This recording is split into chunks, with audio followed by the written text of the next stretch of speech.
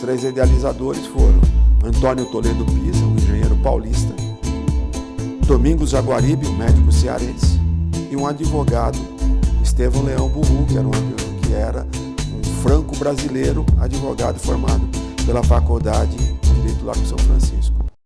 Sou João Tomás do Amaral, atualmente na presidência do Instituto Histórico e Geográfico de São Paulo, que é uma instituição, a primeira instituição cívico, cultural e científica da cidade de São Paulo, surgida em 1º de novembro de 1894. É uma instituição que só perde em temporalidade para o Instituto dos Advogados de São Paulo, que é de 1874. Então, hoje nós vamos conversar um pouquinho a respeito da instituição, que é a partir daqui que surgem outras instituições na cidade, ou seja, uma cidade, um estado que começa a se institucionalizar. Até então, eram poucas as instituições de caráter governamental e também de caráter privado. A cidade e o estado não tinham uma organização institucional. A primeira que surge de caráter não classista é o Instituto Histórico e Geográfico, como eu comentei, em 1º de novembro de 1894, numa reunião que acontece na Faculdade de Direito do Largo São Francisco.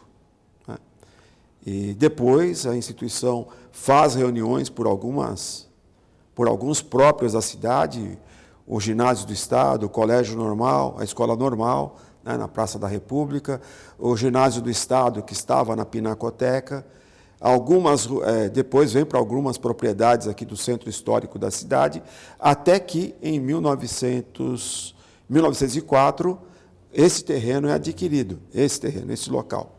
E aí é construído um sobrado, cujo engenheiro foi o Teodoro Sampaio, fundador do Instituto. Esse sobrado vai até 1942, depois a rua é alargada, a Benjamin Constant é alargada, na época chamada Rua da Princesa. E depois esse sobrado vai até 1952, quando é demolido, e em 54 é inaugurado esse prédio de 8 andares. Então o Instituto está nesse endereço há 120 anos. Mas voltando à pergunta que você faz, até então estava começando a se organizar. Em 1892, 93, surge o Arquivo Estadual de São Paulo, o Museu Paulista, a Politécnica da USP, que tem alguns membros daqui que contribuem na formação dos seus primeiros currículos, como o Teodoro Sampaio. E, a partir de 1894, começam a surgir algumas instituições. Em 1894, surge a Associação Comercial, 37 dias depois, em 7 de dezembro. No início de 1895, em fevereiro, surge a Sociedade de Medicina e Cirurgia de São Paulo. Em 1904, surge o Conservatório Dramático e Musical de São Paulo. Em 1909, a Academia Paulista de Letras, A Academia Paulista de Letras. Em 25, a Academia de Belas Artes, hoje Centro Universitário Belas Artes, que vai completar 100 anos. E todas essas instituições, não só, mas com membros que pertenceram e que pertenciam, na época, ao Instituto Histórico e Geográfico de São Paulo. Então, é uma cidade que começa a se institucionalizar, pelo ponto de vista cívico, cultural, científico, pelo ponto de vista comercial, pelo ponto de vista da medicina, da parte do esporte, começa a surgir entidades no esporte, ou seja, é uma cidade, um estado que começa a se institucionalizar, que às vezes é muito pouco percebido isso. Então, o Instituto, nesse momento, tem algumas exposições permanentes sobre a Revolução de 32, sobre o bandeirismo, uma exposição de arqueologia e espeleologia, onde o nosso membro, Heinz Budweg, participou bastante. Uma parte voltada, tem uma exposição permanente relativa à trilha do Peabiru, sobre a questão do Império. Então, nós temos aqui algumas exposições permanentes, temos uma reserva técnica que também precisa ser exposta, mas, ao longo do tempo, o Instituto participou de vários eventos importantes para a cidade, para o Estado e para o país. Revolução de 1924, vários membros do Instituto e o Instituto estiveram ativos. Revolução de 30, de 32, alguns membros foram exilados em Portugal e Paris nesse período. O Instituto foi retalhado pelo ponto de vista da participação em 32, porque o Instituto receberia uma verba para a reforma e depois, por conta de ter participação institucional e individual dos seus membros, essa verba acabou sendo extirpada e não chegou. Então, assim, e é importante lembrar que o processo que o Instituto Histórico sempre desenvolveu de 1894 até 1934, quando surge a Universidade de São Paulo, com a Faculdade de Filosofia, Ciências e Letras, é importante lembrar que até esse período não se tinha Faculdade de História e Geografia. E é aqui, e como em outros institutos, que se desenvolviam essas pesquisas e essas divulgações dos temas que aqui eram propostos como teses, debatidos em duas reuniões, a reunião da diretoria e uma reunião pública, e após a aprovação, esses temas passariam a integrar a nossa revista. E quando surge a Universidade de São Paulo, também com a participação de alguns membros do Instituto, alguns membros daqui foram, na verdade, ser professores na Faculdade de Filosofia, Ciências e Letras, principalmente na parte de História e Geografia. No final do ano passado, eu fiz um levantamento dos governadores, porque o Instituto é criado já dentro da República, e me interessou levantar quais eram os membros, quais governadores de São Paulo tinham passado por aqui, né? A partir do levantamento, né, desses governadores republicanos do Estado de São Paulo, até porque antes tem outros membros também, nós levantamos que 24 governadores do Estado de São Paulo foram membros do Instituto. E desses 24, 5 foram presidentes da República. E outro dado importante é que o sexto acabou não sendo porque veio a Revolução, a ditadura de 32, que foi o Júlio Prestes.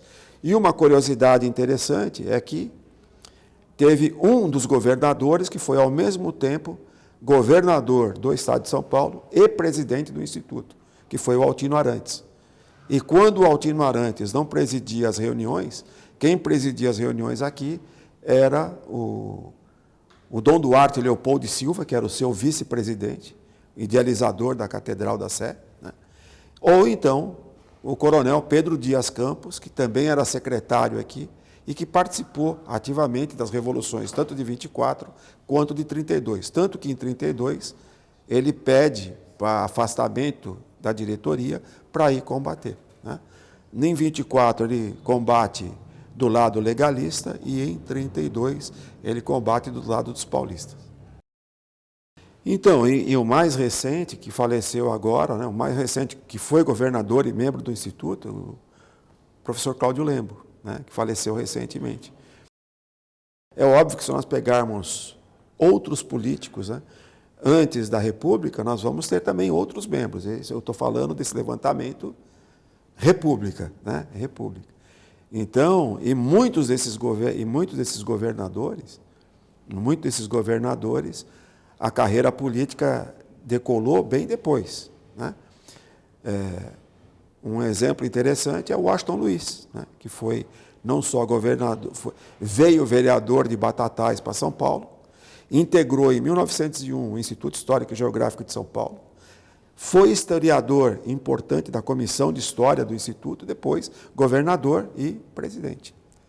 Então, inclusive o Instituto tem um livro específico sobre a vida de Washington Luiz. Então, ele veio a São Paulo vereador de Batatais e aqui a sua carreira eclodiu. Então, ele chega ao Instituto ainda numa fase em que ele desenvolve ações políticas, mas não tinha chegado no apogeu da sua carreira. É uma exposição permanente e nós temos o Caminho Paulista, saindo de São Vicente e chegando na divisa com o Paraná, né? Então, são vários os caminhos. Nós temos, aqui no Instituto, a nossa revista é uma revista mais que centenária, né? Ela tem 130 anos. O primeiro número surge em 1895. Temos uma revista em que só o aprofundamento, a possibilidade de pesquisa nos temas que estão divulgados nas nossas revistas são temas importantíssimos. Então, o Peaberu sempre foi um tema importante. Tivemos vários membros, o saudoso presidente também do Instituto, Hernani Donato, que escreveu sobre o Peaberu. Recebemos alunos, pesquisas de trabalhos de conclusão de curso, mestrado, doutorado, confecções de livros, pós-doutorados, né? Então, nós temos 3 bibliotecas importantes, a Biblioteca Central, a de 32, a Biblioteca de Genealogia, que por força legal veio para o Instituto, também é uma biblioteca importante. Então, o Instituto Histórico e Geográfico de São Paulo tem, na verdade, um rol de atividades, né, prestadas para a cidade, para o Estado e para o país, né, de maneira fortemente significativa. O Instituto participou de vários momentos, né, centenário da independência, né, que é o 4º centenário da cidade de São Paulo, o translado de vários membros importantes, né, Dona Leopoldina, Dom Pedro II, Alexandre de Gusmão, com intervenções fortíssimas, né? O Instituto sempre esteve muito ligado a vários setores, até do exterior, né, com várias embaixadas, na questão desses translados de vultos importantes da história, né, com o aspecto transatlântico, Brasil, Portugal, embaixadas, governos. O centenário, que em 1992, em 1922, aconteceu, aqui, já era neste prédio, né, uma sessão solene importantíssima para homenagear Gago Coutinho e Sacadura Cabral. E se nós formos levantar os membros fundadores do Instituto, nós vamos encontrar pessoas importantíssimas da história da cidade e do país, né? Os institutos históricos sempre foram voltados para a preservação, né? Que eu comentei antes das faculdades de história, era aqui que se fazia história, né? Entendeu? Geografia e ciências afins. Depois, com o surgimento das academias, é óbvio que muda um pouquinho, mas não altera os seus fundamentos. Então, a questão da preservação, da divulgação, sempre foi uma ação importante, né, para o Instituto, ou para os institutos, no caso, o de São Paulo. Então, é óbvio que em temas fundamentais como esse, a participação do Instituto sempre foi uma participação fortemente importante para que essas ações continuassem. Eu fui a um evento para poder saudar, né? O pessoal sempre apoia, vindo. Fui ao evento. Pessoas com bom conhecimento, em torno de 200 pessoas, professores universitários, todos formados. Aí, na hora da minha fala, pediram para que eu falasse, eu falei.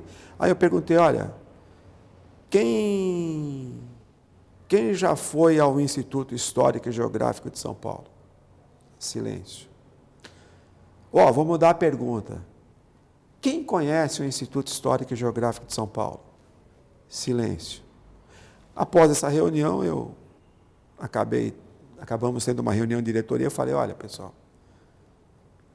a cidade hoje tem uma outra complexidade. Antes, tudo acontecia no centro histórico. Hoje, existem centros, ou seja, você tem centros distintos, né?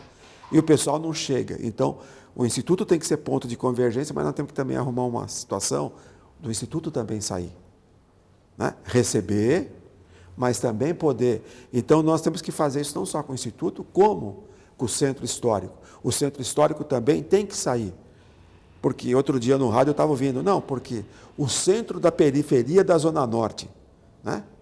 Centro da periferia da Zona Norte. Quer dizer, então você começa a perceber que até a linguagem jornalística já começa a apontar a existência de outros centros numa mega cidade, uma das maiores do mundo. Então, não é só o Instituto Histórico que tem que sair e se mostrar que existe. O Centro Histórico também tem que ir a esses locais. Porque muitas pessoas, por exemplo, um parente meu, né, já falecido, nunca tinha andado de metrô e nunca tinha vindo ao centro. Outro dia recebemos um jovem aqui de Mogi das Cruzes, numa das nossas atividades, falou, pô, é a primeira vez que eu estou vindo ao centro. Primeira vez. E ficou maravilhado, eu quero receber as informações para poder participar. Então, quando eu digo que o Instituto Histórico tem que sair nessa complexidade, o Centro Histórico também tem que sair, né? E aqui tem, claro, aqui tem muitas informações, muita coisa aconteceu e está acontecendo, e esse centro tem que se revitalizar de qualquer jeito. Quando eu digo de qualquer jeito, temos que envidar esforços para que as pessoas voltem a falar, olha, vamos ao centro da cidade. Né? Mas nós temos que fazer com que o pessoal entenda que a grande centralidade está no Centro Histórico de São Paulo. E esses novos centros que criam, pelo ponto de vista da linguagem de engenharia, esses novos polos centrais da periferia, criam excentricidade e deformam esse enxergar. Então, nós temos que, na verdade, fazer com que o pessoal entenda que existem esses polos centrais, mas que existe um núcleo duro de história, de construção da identidade de um ser paulista, paulistano e paulista, que é o seu centro histórico. A quantidade de instituições que surgem a partir daqui, não só, mas também. Não é? Que nem, por exemplo, a bandeira, o brasão do Estado, a bandeira do município, foram criados a partir de membros do Instituto. Não é? O brasão do Estado de São Paulo, criado a partir de membros do Instituto. A bandeira da cidade, o brasão da cidade. Então, assim, muita coisa. Duco, non ducor, duco. Não sou conduzido, conduzo. Quando surge o Condefat em São Paulo, em 1968, as ideias iniciais surgiram aqui, até porque era o Instituto que cuidava dessa parte. No município, no Estado. E a partir de 68, quando surge o Condefat, o Instituto é membro nato do Condefat, só que os dois primeiros presidentes que cumpriram 3 mandatos aqui do Condefat foram membros do Instituto. A professora Lúcia Falkenberg e o doutor Aureliano Leite, que cumpriram os 3 primeiros mandatos. Então, Então, os membros do Instituto sempre desenvolveram ações para que essas atividades tivessem todo o amparo, apoio e suporte do Instituto para que elas acontecessem.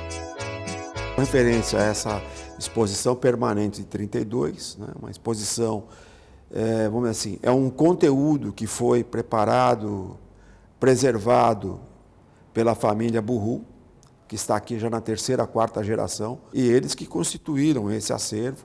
Claro, temos recebido várias outras doações, mas temos uma boa biblioteca com revistas, livros, temos um bom acervo de equipamentos, estão expostos aqui, e que por exemplo, uma das mais recentes exposições que teve no Museu da Imagem do Som, cujo curador foi o professor Antônio Villa, boa parte da pesquisa foi feita aqui, nos livros e jornais da época que temos, e também nós emprestamos alguns equipamentos para que fossem expostos no Museu da Imagem do Som.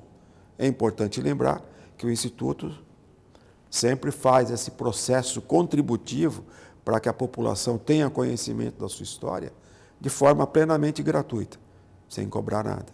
Então, o acervo relativo a 32 é um dos mais interessantes. Talvez, não sei se é o melhor, mas é um dos melhores acervos no tocante ao tema Revolução de 32. O Instituto está chegando ao seu 131º aniversário e a revista vai fazer este ano 130 anos. Tanto é que nós temos artigos mais do que centenários sobre temas que estão sendo debatidos, inclusive hoje. Então, nós temos artigos mais que centenários sobre temas importantes. Uma das questões que nós estamos aí preparando para conversar, para discutir, é sobre a fragmentação do território, ou seja, o desmembramento do território e o remembramento do território pós-Revolução de 32. Enfim, pós-32 houve um desmembramento do território do Grande ABC, né, do Grande ABC, em 7 cidades, mas em compensação, Santo Amaro era um município e virou bairro de São Paulo. Né? Osasco também virou cidade. A Penha, que foi agregado ao município de Guarulhos, depois volta como bairro de São Paulo.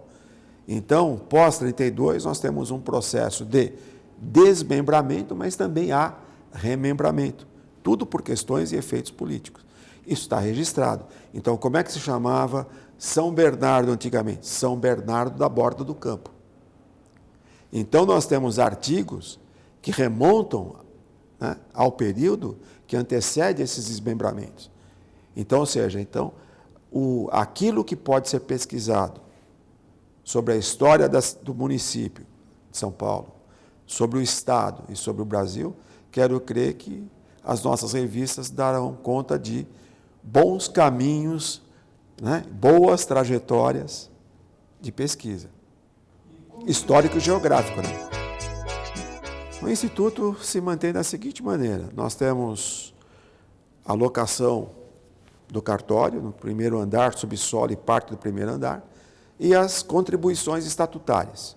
Ao longo da trajetória do Instituto, tivemos a colaboração, o Instituto teve a colaboração do município, do Estado e até do próprio país, né, da própria federação. Atualmente, são novos caminhos, nós estamos tentando alguns apoios, mas nós temos, vamos dizer assim, tentado trilhar o caminho, né, de buscar algumas alternativas de projetos via as leis de incentivo. Conseguimos um agora de R$ 39.100, subdimensionado. Conversei hoje com a Secretaria de Parcerias, falei, olha, já estava defasado, passado um ano, mais defasado ainda, né? Enfim, estamos tentando ver se nós conseguimos, na verdade, um grupamento de empresas que, talvez, com pequenas contribuições, ajudariam em muito. Né? Estamos precisando fazer, claro, vamos fazendo, na medida que nós precisamos de algum tipo de apoio, a gente faz uma carta entre os membros, né, e vai tentando. Então, nós não estamos fazendo o ideal, estamos fazendo o possível. Mas estamos, dentro desse possível, as coisas estão andando e caminhando relativamente bem. Gostaríamos que pudesse caminhar melhor.